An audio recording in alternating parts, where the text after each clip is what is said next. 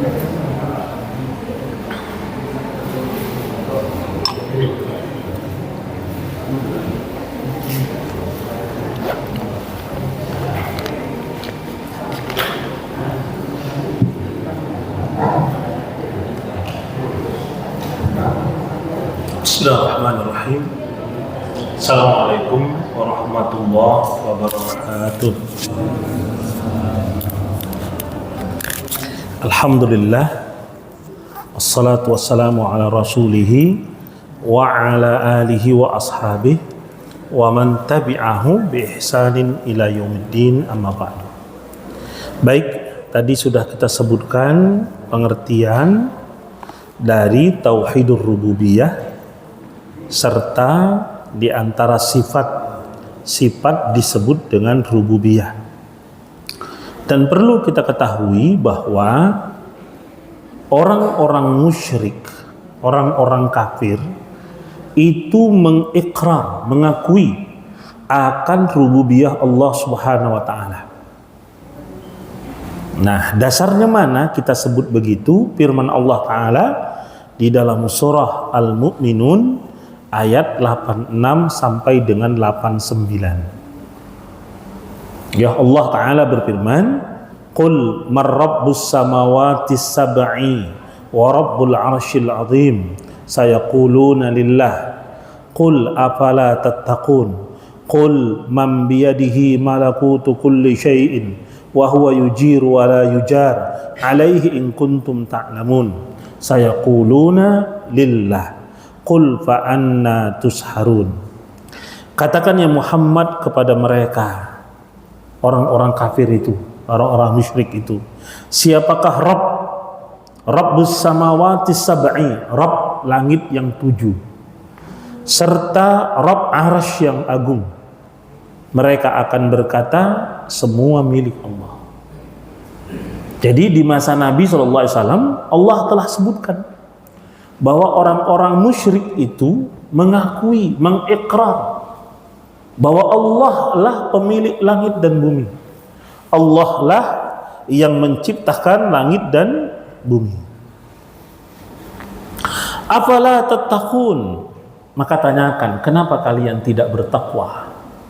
Kalian tahu tapi tidak mau bertakwa. Katakan ya Muhammad kepada mereka, di tangan siapakah kerajaan, kekuasaan atas segala sesuatu? Ialah yang memberi perlindungan dan tidak diberi perlindungan. Ya, jika kalian mengetahuinya. Maka mereka akan menjawab, milik Allah. Kenapa tidak kembali kalian kepada Allah?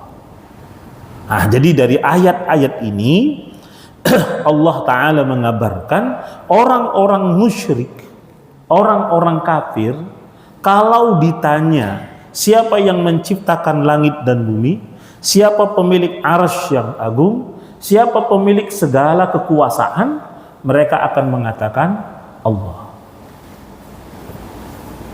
Nah, apakah dengan keyakinan mereka bahwa Allah pemilik langit dan bumi, pencipta alam semesta, penguasa alam semesta, kemudian mereka dikatakan mukmin? Tidak. Bahkan mereka tetap dikatakan kafir, musyrik. Terus di mana kekafiran mereka? Kekafiran dan kemusyrikan mereka karena mereka menyandingkan selain Allah untuk mereka sembah.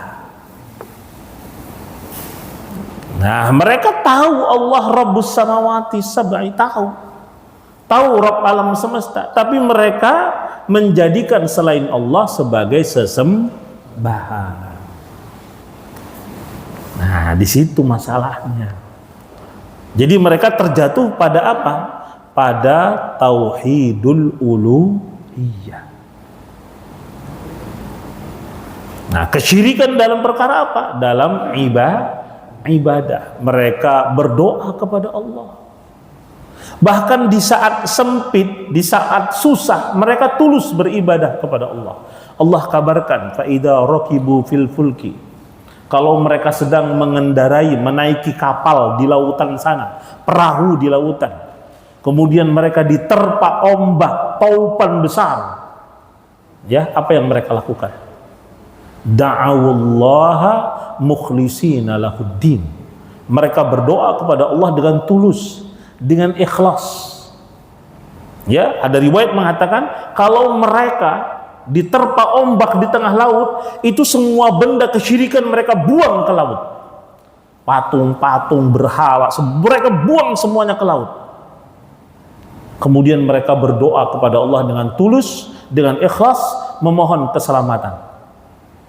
Ya, dan Allah mengatakan falamma najjahum ilal barri idahum yusyrikun. Tapi kalau mereka sudah kami selamatkan ke daratan, mereka kembali mengulangi kesyirikan yang mereka dulu lakukan. Sekarang masih ada nggak kayak gitu? Bukan masih ada, masih banyak.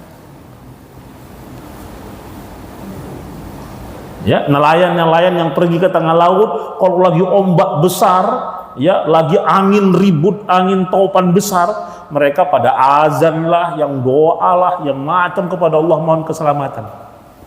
Sebaik selamat sampai daratan, balik mabuk lagi, judi lagi.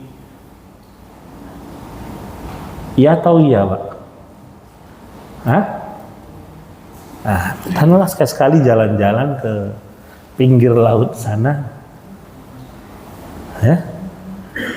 Nah, saya pernah jalan-jalan itu, Pak. Di tepi laut itu ada kuburan. Nah, kuburan itu disembah, Pak. Dikatakan sebagai kuburan keramat, dibuatkan rumah, dikelambui dan sebagainya. Di tepi ada beberapa kuburan. Ya, ada satu kuburan, Pak, yang orang bahkan kalau berobat ke kuburan itu mandi di atas kuburnya, menyembelih di atas kuburnya, melepaskan hewan, sehingga nisan kuburan itu penuh dengan kain yang dipelit-pelitkan. Menurut penuturan mereka, nanti kalau sudah lumutan, ini diambil jadi barang keramat. Itu Anda saksikan dengan mata kepala sendiri. Dan Anda sudah datang ke kuburan itu. Ya, kebetulan ikut menguburkan jenazah di situ. Dikasih tahu mereka langsung, inilah Ustaz kuburannya. Nah, ini contoh. Ya. Nah, kalau ditanya apakah Latta, Uzza, Manat, Hubal, Wad, Suwa, Ya'us dan sebagainya yang menciptakan langit dan bumi, dengan tegas mereka mengatakan tidak, karena mereka tahu tangan mereka lah yang membuat patung-patung itu, atau nenek moyang mereka lah yang membuat patung-patung tersebut. Itu tahu. Nah, oleh karena itu meyakini, mempercayai tentang tauhidur rububiyah. Bila tauhidul uluhiyahnya tidak lurus, mereka tetap dalam kesyirikan mereka. Nah, baik, kita lanjut. Dan apakah seperti Fir'aun tidak meyakini, ya, keilahan, ketuhanan Allah Subhanahu wa taala? Ya, di samping ia sendiri mengaku sebagai Tuhan. Ia mengatakan dalam ucapannya, ana rabbukumul a'la, aku Rabb kalian yang paling tinggi. Tapi bisakah dia mendatangkan hujan, menghidupkan yang mati? Tidak bisa.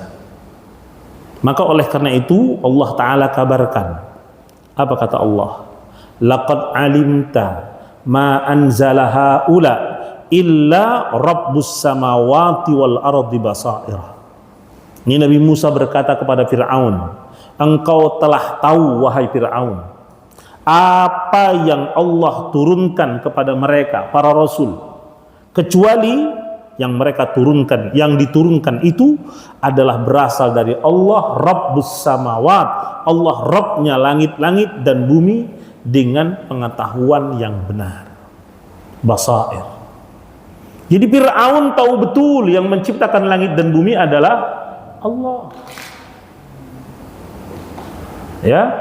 Nah, dalam ucapan yang lain Allah mengatakan wajahadu biha wastaiqanatha anfusuhum dzulman wa 'uluwa.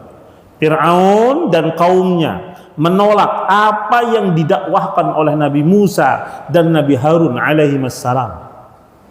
Tapi wastaiqanatha anfusuhum, tapi Fir'aun dan kaumnya meyakini kebenaran yang didakwahkan, yang disuruhkan oleh Nabi Musa dan Nabi Harun alaihi wassalam.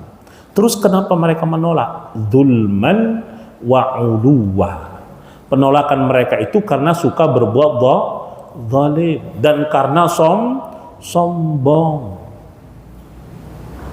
Nah, maka di akhir ajalnya, saat ghar-gharnya, Fir'aun itu tobat. Ya, dalam satu ayat dikatakan Fir'aun berkata, amantu bima amanu banu Israel. Aku beriman seperti berimannya Bani Israel. Allah jawab, al-an, kenapa baru sekarang kau ngaku beriman? Sudah mau mati tenggelam kok baru ngaku mau beriman? Waqad asaita min qablu, sementara sebelumnya engkau terus dalam kemaksiatan. Nah, tapi sudah ghar-ghar, sudah habis masa taubat. Ya. Nah, nah ini pertanyaan kepada orang-orang yang mengingkari Rabb. Nah, jadi kalau ada orang yang mengatakan bahwa tidak ada Rabb, ya, kelompok ini sangat masyhur disebut dengan sebutan ateis. Ateis. A artinya tidak, teis itu Tuhan, artinya tidak bertuhan. Nah, jadi mereka adalah golongan yang berpaham tidak ada Tuhan. Ya, ada orang yang mengatakan ada Tuhan, tapi nggak ada agama. Ini kelompok yang biasa disebut dengan kelompok perfeksionis. Ya, ada yang mengatakan semua agama sama aja, nggak ada bedanya. Ya, ini kelompok yang mengatakan pluralisme. Ada orang mengatakan bebas, mau beragama boleh, tak beragama boleh, suka-suka kau saja. Ya, nah ada orang yang pisahkan. Nah, urusan agama itu urusan pribadi antara engkau dengan Tuhan. Kalau urusan dunia kita yang atur. Ini kelompok sekuler. Ya, nah ada kelompok yang membuat keyakinan sendiri. Ya, kelompok ini hanya percaya pada material. Ini kelompok Syuu'i atau kelompok komunis. Kalau dalam aliran filsafat disebut filsafat materialistik. Jadi mereka tidak beragama, cuma punya norma-norma hidup saja. Ya, mereka halalkan apapun cara untuk mencapai tujuan komunis. Nah, pertanyaannya, benarkah mereka tidak percaya kepada Tuhan? Benarkah mereka tidak percaya kepada pencipta alam semesta? Nah, dikasih jawaban yang disesuaikan dengan nalar. Allah Ta'ala berfirman dalam surah At-Tur ayat 35, ayat 36. Am khuliqu min ghairi syai'in am humul khaliqun am khalaqus samawati wal arda bal la yuqinun. Apakah mereka diciptakan bukan dari sesuatu pun, atau bahkan merekalah yang menciptakan sesuatu tersebut, atau mereka yang menciptakan langit-langit dan bumi, bahkan mereka sendiri tidak yakin. Ini Allah kabarkan tentang adanya segolongan manusia yang mengatakan tidak ada Sang Maha Pencipta. Mereka mengatakan alam semesta ini ada dengan sendirinya. dan akan terus ada. Jadi golongan ini yang mengatakan tidak ada Tuhan dan tidak ada hari kiamat, tak ada hari pembalasan, tidak ada alam kubur, tidak ada alam akhirat. Orang kalau sudah mati ya mati, jadi tanah, selesai. Jadi adanya kehidupan, ya, kebaikan dan keburukan hanya di dunia saja. Nah, kelompok ini dulu dikenal dengan sebutan kelompok Dahriyun. Ya, mereka berkata, ya, bahwa kehidupan mereka, ya, dan hidup mati mereka hanya karena masa. Ya, tidak ada yang membuat mereka binasa di muka bumi ini kecuali karena masa. Jadi masanya ada, masanya sakit, masanya mati, selesai. Hanya karena ada masa.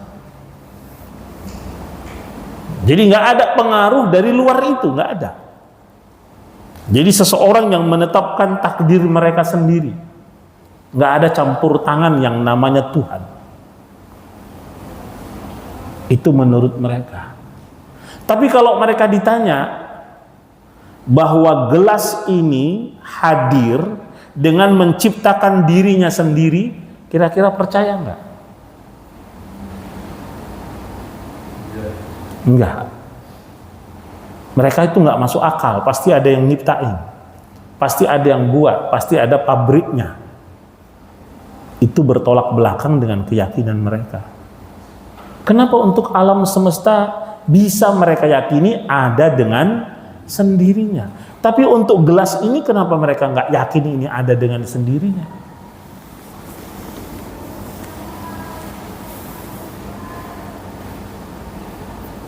Kan bertolak belakang nggak? Bertolak belakang. Maka Allah sindir, am khuliqu min ghairi syai'in? Apakah mereka diciptakan? Apakah mereka ada di dunia ini dengan sendirinya? Am humul khaliqun? Apakah benda-benda ini, makhluk ini menciptakan dirinya sendiri?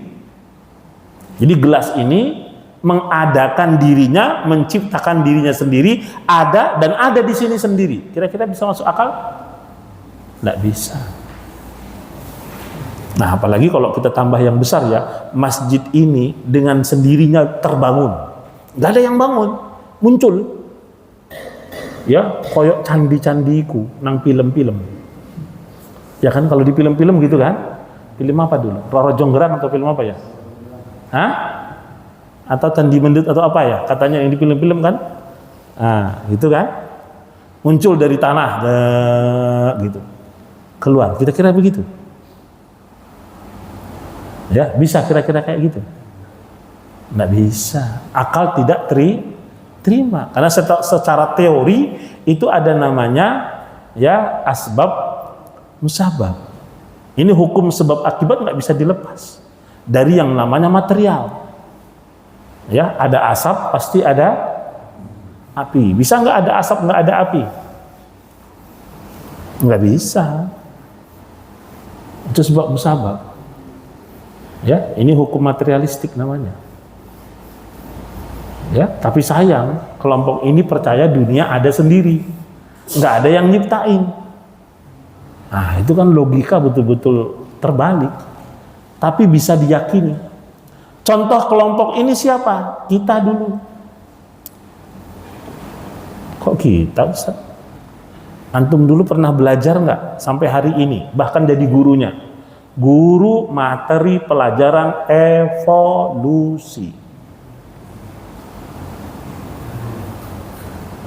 Belajar dulu nggak?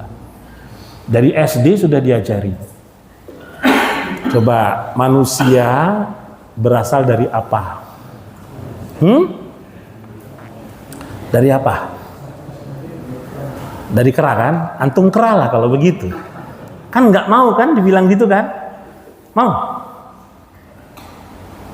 Loh, kalau memang nenek moyang kita kera, kenapa marah kita dibilang kera? Ini kan teorinya Darwin, Charles Darwin, di bukunya The Species. Bisa diterima enggak? Nggak bisa, tapi itu dikatakan ilmiah. Ya, maka murid-muridnya yang sadar itu menolak ya konsep teori evolusi. Dalilnya apa? Simpel saja. Monyet sekarang nggak ada yang jadi manusia, tapi manusia banyak yang jadi. Kok manusia banyak jadi monyet, Ustaz? Tuh ashabus sabti. Tanya orang Yahudi, berapa banyak orang yang Allah jadikan kera pada hari Sabtu? Bukankah Allah sebut dalam Al-Quran? Bahkan Allah jadikan wa abadat taghut ya khanazira. Ya, Allah jadikan penyembah taghut itu jadi apa coba? Jadi kera dan babi. Itu surat Taubah ada. Tinggal baca. Ya. Ada dalam Al-Qur'an. Ya, nah orang Indonesia punya keyakinan lebih hebat lagi. Manusia jadi batu. Batu tak gantung. Alah iya apa enggak tahu lah ya kan. Ya, nah, batu tergantung katanya dulunya putri. Ya kan? Nah, batu sujud katanya dulunya maling kundang. Ya kan? Nah, sana lagi Samadan sana. Sumardang, Pulau. Macam-macam kan keyakinan. Coba tanya. Benar apa tidak? Nah, teori-teori seperti ini kita bantah dengan Al-Qur'an. Wa idh qala rabbuka lil malaikati inni ja'ilun fil ardi khalifah. Itu bantahannya.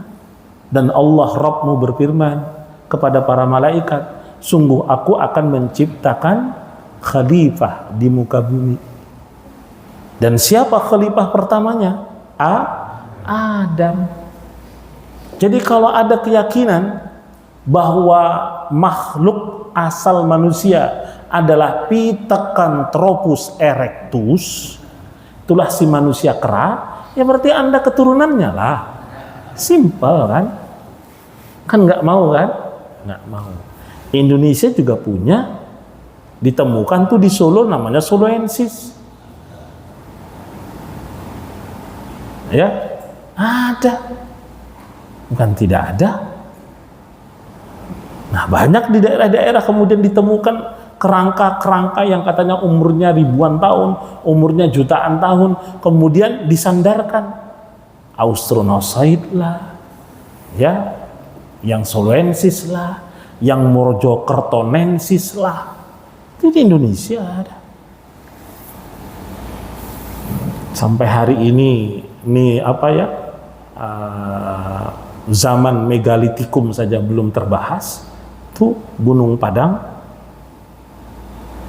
di Jawa Barat ya. Nah, belum terbahas kan? Siapa ya yang membangun gunung itu sehingga meninggalkan batu yang jumlahnya ribuan dengan ukuran yang berbeda-beda yang sampai hari ini belum bisa diselesaikan. Ya, kalau dari sisi karbon ya, penelitian karbon usia itu lebih tua ribuan tahun dari piramid yang ada di Mesir. Di Mesir baru 7.000 tahun. Ini diperkirakan 35.000 tahun. Nah, nggak bisa. Nah, kemudian muncul teori manusia dari monyet. Kemudian dibuat mata rantai kehidupan dari monyet lebih kecil lagi sampai kodok, sampai kecubung. Kan gitu kan teorinya. Jelas bertentangan dengan Al-Quran dan Sunnah. Ya, sama juga dengan teori heliosentris dan geosentris. Apa itu coba? Yang muda-muda, yang tua udah lupa. Yang muda-muda. Pak Guru ini yang ditanya tuh belakang. Apa coba? Heliosentris dan geosentris. helio itu matahari, geo itu bumi. Jadi kalau begitu simpel, helio berarti alam atau tata surya ini berpusat pada matahari, itu namanya heliosentris. Nah, geosentris, bumi adalah pusat tata surya. Coba mana yang benar dari dua teori ini?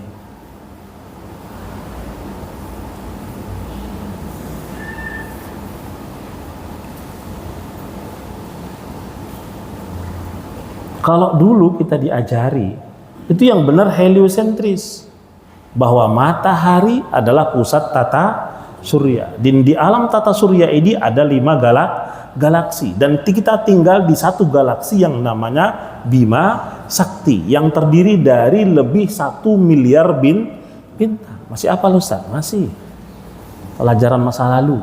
Tapi hal ini bertentangan dengan surah Yasin ayat 38, 39, 40. Bukan.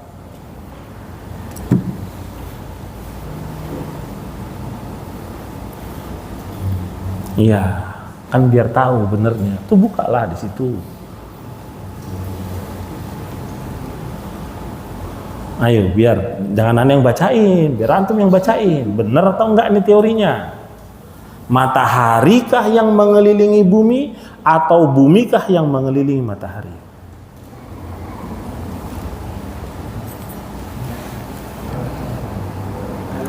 Hah? Wasyamsu tajri. Coba ayat 38. Iya, benar. Ah, bacalah. Bismillahirrahmanirrahim. Wasyamsu tajri mustaqarrin laha, dzalika taqdirul azizil alim. Wal qamara qaddarnahu manazila hatta 'ada kal-'urjunil qadim. Satu lagi.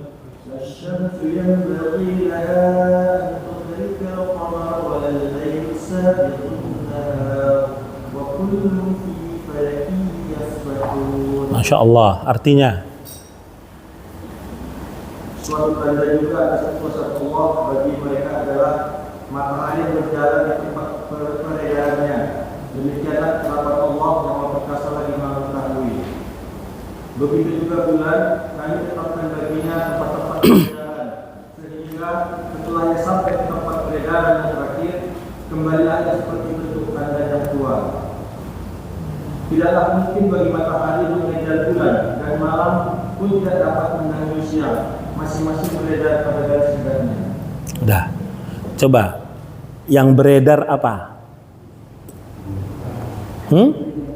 Matahari lagi, bulan lagi, siang lagi, malam. Pertanyaannya, ada nggak bumi beredar?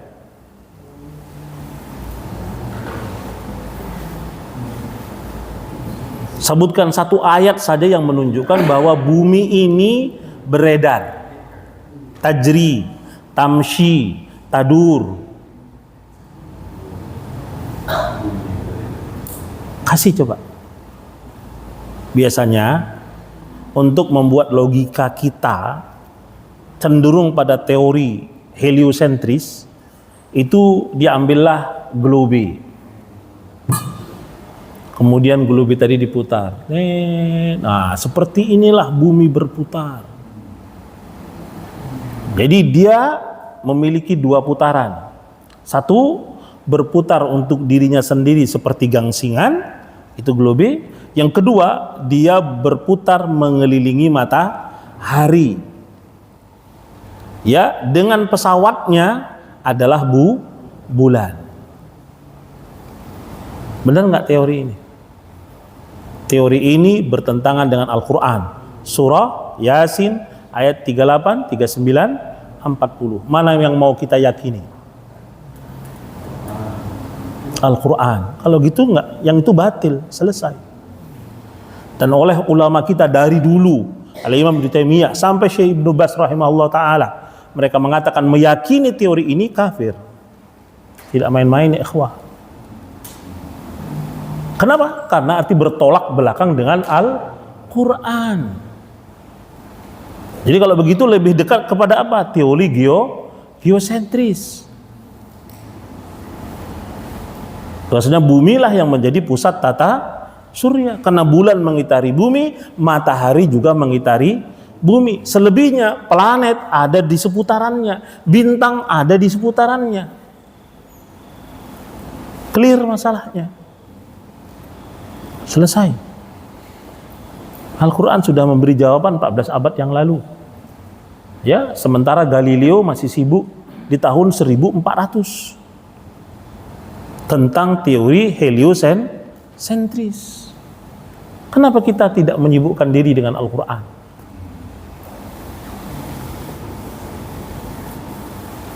Begitu loh maksudnya.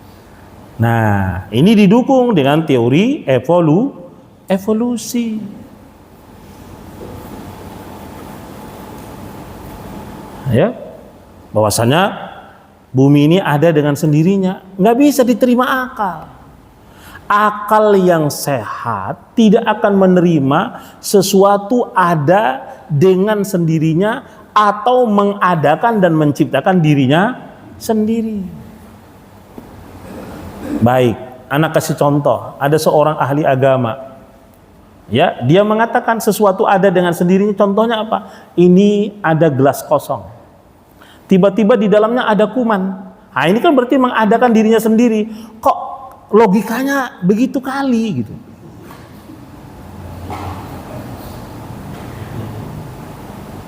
Karena Anda nggak pakai mikroskop saja pada saat itu.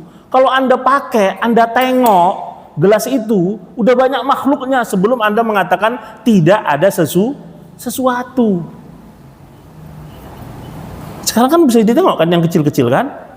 Dengan pakai alat apa? Mikroskop kan? Bisa ditengok. Cuman nggak nampak saja awak dengan kasat mata. Kalau seandainya udara, oksigen ditampakkan oleh Allah Subhanahu wa taala, apa kita sanggup menghirupnya? Ini mau masuk ini ke hidung kita nih, nampak dia berserlemak begitu. Ya. Nah, asap motor. Wah, nampak dianya asap motor itu misalnya dibuat bentuknya ya kayak bola berduri misalnya. Sanggup kita menghirupnya? Makanya Allah dengan maha hikmahnya menjadikan makhluk-makhluk yang memang dia layak untuk tidak tampak. Kalau kentut itu tampak, Pak, pusing kita, Pak. Mau taruh mana coba? Nah, coba mau taruh di mana coba? Udah tampak bau pula lagi. Nah, coba mau taruh di mana coba? Ya, kisah menarik ya. Nah, dari senyum tertawa. Di masa Nabi SAW, Rasul sedang duduk, tiba-tiba ya ada yang kentut dari jamaah itu, sehingga bau. Kemudian saling lah tengok, dan nggak ada yang ngaku. Nah, kemudian waktu sholat pun tiba. Tetap tidak ada yang mengaku. Maka Rasulullah SAW bangkit dan kemudian berkata, ya, ana mau berwudu dan ana tidak buang angin.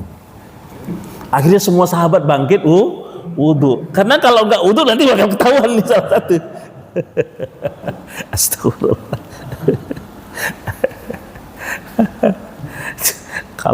Kalau tampak gimana coba? Hah? Demikian dengan dosa dan pahala. Coba kalau tampak. Satu dosa, satu kamplengan misalnya coba. Udah jadi apa muka awak ini coba? Babak belur kan? Dikamplengi tiap waktu kan? Nah, satu pahala misalnya satu bola kasti. Coba mau taruh di mana itu coba? Antum baca alif, 10 bola kasti datang. Lam, 10 bola kasti datang. Mim, 10 bola kasti datang. Baru 3 huruf itu. Hah? Antum infak 10 rupiah, 700 ya kan, kali 10 berarti berapa? 7.000 bola kasti datang. Nah, itu baru pusing kan? Mau di mana letak gudang pahala itu? Kalau tampak. Nah, seperti dosa tadi juga, satu kamplengan satu dosa. Nah, cuman aja. Makanya Allah jadikan ghaib. Dalam rangka apa Allah jadikan ghaib?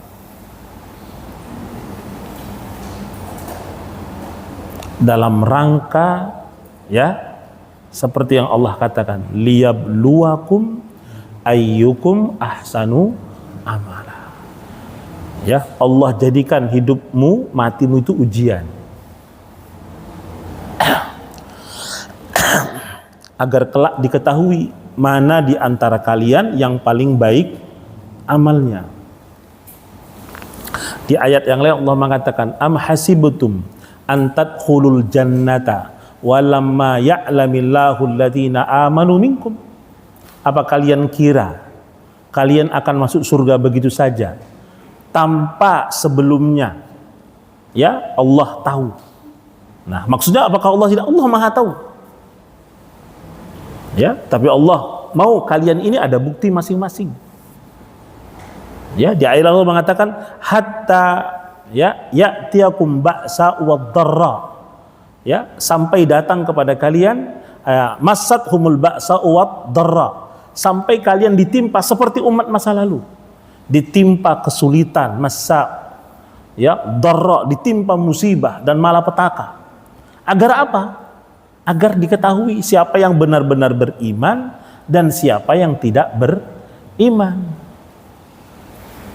Jadi bukan diciptakan kemudian ditinggal. Maka satu di antara qawaid salasah itu adalah Allahul ladzi khalaqakum, ya, wa razaqakum wa anzala 'alaikumul kitaba wa arsala ilakum rasula wa lam yatrukum hamala wa lam yatrukum abasa. Allah yang ciptakan kalian, beri kalian rezeki, dan kalian tidak akan dibiarkan sia-sia. Tapi Allah turunkan kitabnya, Allah utus rasulnya untuk apa? Agar kalian bisa bahagia. Di mana? Di dunia dan di akhirat. Jadi bukankah Allah Thayyibun, Maha baik? Ya, Allah yang ciptakan kita nggak dibiarkan begitu saja. Nah, maka Allah mengatakan, "Faman tabi'a hudaya fala yadhillu wala yashqa." Yang mau mengikuti petunjukku, dia nggak akan sesat dan dia tidak akan sengsara. Nah, ini orang-orang komunis, Fir'aun, dan bukan mereka tidak tahu. Ahlul kitab yang sekarang, tahukah mereka akan kebenaran? Tahu. Kalau tidak, tentu firman Allah tidak relevan. Dalam surah Al-Baqarah Allah mengatakan, alladzina atainahumul kitaba ya'rifunahu kama ya'rifuna abna'ahum. Orang-orang yang telah Allah datangkan Alkitab, Yahudi dan Nasara, ya'rifunahu, benar-benar mengenal Nabi SAW dan apa yang beliau bawa sebagaimana mereka mengenal anak-anak mereka. Wa inna fariqam minhum la yaktumunal haqqa wa hum ya'lamun. Dan sungguh segolongan dari mereka menutupi kebenaran. Jadi bukan berarti orang Yahudi semuanya nggak mau menerima kebenaran, enggak, segolongan. Maka ketika Nabi SAW sampai di Madinah, segolongan tetap dalam kekafiran padahal yakin, segolongan yakin dan masuk Islam. Nah, dua pemimpin, satu pemimpin agama, satu pemimpin kaum.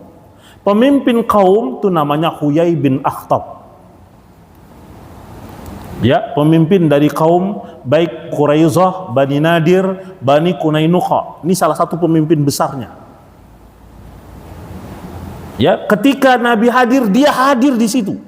Sengaja berhari-hari dia menanti untuk kedatangan Nabi SAW. Bersama dengan penduduk Madinah dan orang-orang Yahudi lainnya. Nah, ketika Nabi tadi hadir, sampai di Madinah, dia tahu dengan pasti bahwa Nabi SAW adalah seorang Nabi, seorang Rasul yang telah ia ketahui dengan benar di dalam kitab yang ada pada mereka. Maka ketika saudara Huyai bertanya kepada Huyai, ya, diakah orangnya? Maka Huyai mengatakan, ya, dialah orangnya. Pertanyaan berikutnya, apakah engkau akan mengikutinya? Tidak, demi Allah. Dia nggak mengatakan demi Lata Uzza, enggak. Dia mengatakan wallahi, saya akan memusuhinya. Dia tahu itu seorang nabi, tapi dia akan memusuhinya. Kenapa?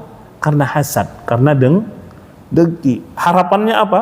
Nabi SAW itu nabi terakhir berasal dari Bani Israel. Tapi Allah berkehendak bukan Bani Israel, tapi Bani Ismail. Bani Israel bin Ishak, yaitu Nabi Ya'qub bin Ishak. Ishak ibunya Sarah, ayahnya Ibrahim. Ismail ayahnya, ibunya Hajar, ayahnya Ibrahim. Mana yang lebih tua, Ismail dengan Ishak? Ismail 12 tahun lebih tua dari Ishak. Jadi kalau dikatakan abang, Nabi Ismail itu abang.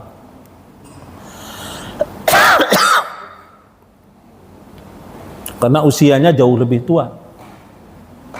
Namun dari Ismail ribuan tahun sampai Nabi kita Muhammad SAW tidak ada Nabi.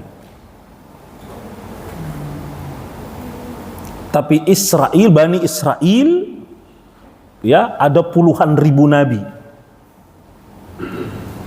Maka dikatakan Bani Israel yasusuhumul anbiya fa idza halaka, ya, Bani Israel itu diperintah, ya, diurusi oleh para nabi.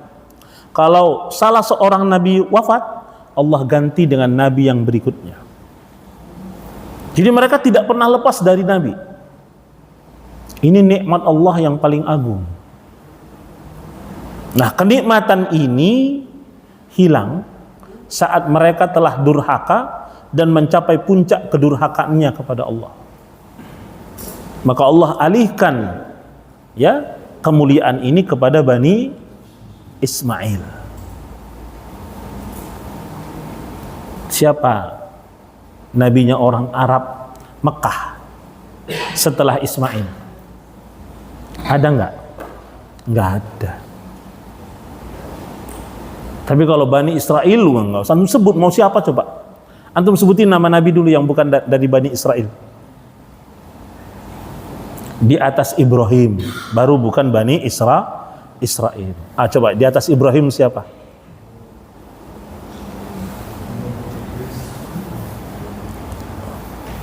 Pasang hafal dari atas ya kan?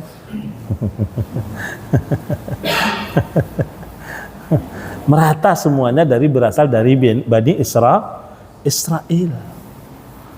Nah, saya tambah sedikit pengetahuan ya.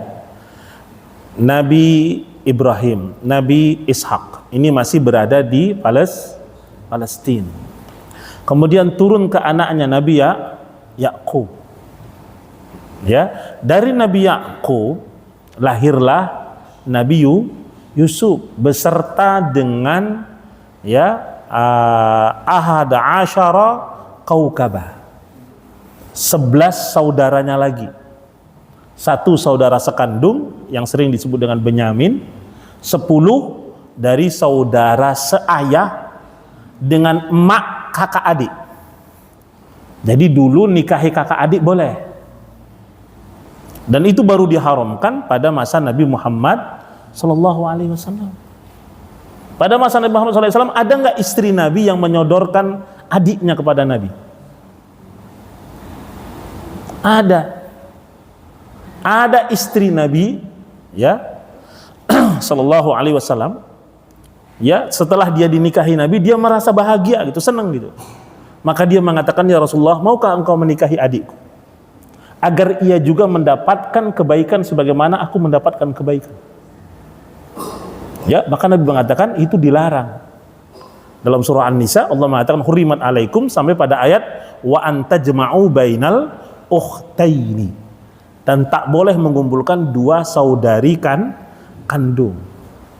Dulu boleh, jangankan dua saudari kandung, 5 pun boleh dulu kalau ada. Kemudian hukum itu dihapus, nggak boleh lagi.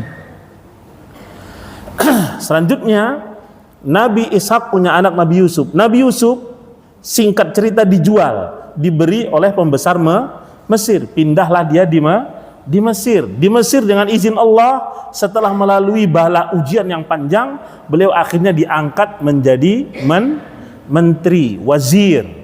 Yang mengurusi apa? Khazainil Ardh, yang mengurusi perbendaharaan negara. Nah, dengan melalui siasat beliau, Mesir bisa keluar dari musibah kemarau panjang, sehingga mereka punya siasat menyimpan kebutuhan, terutama gandum dan sebagainya, untuk 7 tahun masa paceklik. Nah, negeri lain nggak tahu. Ini menunjukkan bahwa Nabi Yusuf alaihissalam hanya diutus untuk kaum itu saja. Ya, bahkan kaum ayahnya yang juga seorang nabi juga nggak tahu. Ayahnya nabi loh. Ayahnya Nabi Yakub pada Bani Israel nggak tahu. Masa itu sampai begitu lama paceklik. Nah, kaum yang lain selain Mesir, kan masih banyak daerah lain selain Mesir, nggak tahu. Nah, singkat cerita, akhirnya Nabi Yakub dan keluarganya dibawa ke Mesir, berkembang biak. Jadilah banyak orang Mesir. Kenapa? Karena Mesir ketika itu menjadi negara tauhid. Berlalu ribuan tahun, pemerintah Mesir berubah lagi, kembali dari monoteis menjadi politeis. Dari negeri bertauhid menjadi negeri yang menyembah banyak Tuhan. Nah, naiklah Fir'aun, sampailah pada Fir'aunnya yang sezaman dengan Nabi Musa. Nah, ketika itu sudah ada, menurut sejarawan, ada 70.000 orang Bani Israel yang dulunya cuma berasal dari 12 orang, 12 suku. Nah, keluar dari Mesir dengan izin Allah, tenggelamlah semua Fir'aun dan para pegawainya, panglima dan tentaranya. Nah, kemana Nabi Musa dan Harun dan kaumnya yang puluhan ribu tadi? Mau menuju Palestina, ke negeri asal mereka, negeri Nabi Ibrahim. Apakah itu negeri Nabi Ibrahim ketika dilahirkan? Enggak, Nabi Ibrahim enggak lahir di situ. Nabi Ibrahim lahir di mana? Di Persia. Di distrik yang namanya Hauran. Kota kecilnya namanya Babilonia, kota besarnya namanya Mesopotamia. Dari Mesir hijrah bersama istri, bersama dengan pengikutnya ke Mesir. Dari Mesir pindah ke Palestina. Nah, sementara Hajar adalah orang Mesir. Nah, orang dulu biasa menghadiahkan anak kepada orang yang mereka muliakan. Nah, Hajar sendiri disebut budak. Tidak benar. Hajar itu bahkan anak dari Raja Mesir. Seperti juga istri Nabi Maria Al-Qibtiyah. Salah satu dari 11 orang istri Nabi. Itu orang Mesir. Para sejarawan mengatakan dia budak, enggak. Tapi dia dihadiahkan oleh sang raja dengan satu adik perempuannya. Siapa nama adik perempuannya? Kalau benar kita berhenti taklimnya.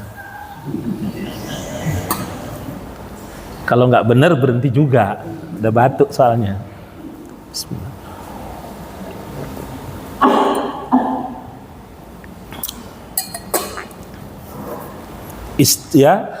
Adik perempuannya bernama Sirin. Maka Maria diambil Nabi karena memang dihadiahkan untuk Nabi, dan adik perempuannya Sirin, nah ini dinikahi oleh pujangga Nabi, orator Nabi. Siapa namanya? Udah disebutin sifatnya juga nggak tersebut juga. Hasan bin Sabit radhiyallahu taala anhu. Nah, itu asalnya kalau mau disebut. Jadi seakan Allah mengulangi kembali kejadian bahwa ada di antara penduduk Mesir yang kemudian dinikahi oleh Nabi. Kalau dulu nenek moyang Nabi SAW adalah Hajar. Kenapa? Ibunya Ismail, moyangnya, neneknya. Kemudian Nabi menikahi lagi wanita Mesir sebagai istri. Jadi ketemu kan nasabnya kan? Ini secara nasab. Sama dengan Nabi dengan penduduk Madinah. Ya, penduduk Madinah itu keluarga Nabi. Dari mana? Dari nenek Nabi.